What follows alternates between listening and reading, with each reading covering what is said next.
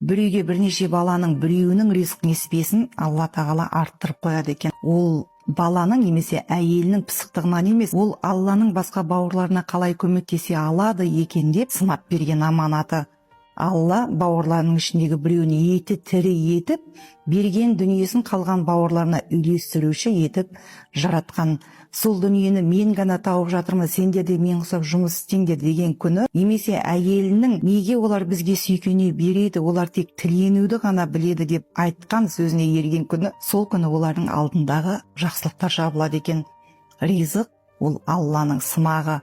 Біреуге аз, біреуге көп берілуі ол әділетсіздіктен емес, сол әділдікті көру үшін берілетін дүние. Дінде біреудің мал мүлкін жеу өте ауыр зұлымдық, ал өз бауырынкі одан да 2 есе үлкен күнә делінген.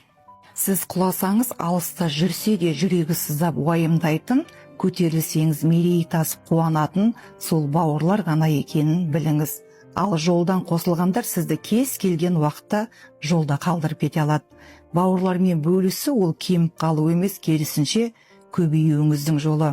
Егер байлықта да, бақытта да өсіп өнгім келеді, көбейгім келеді десеңіздер, онда бауырларыңыздың жағдайын түзетіңіздер.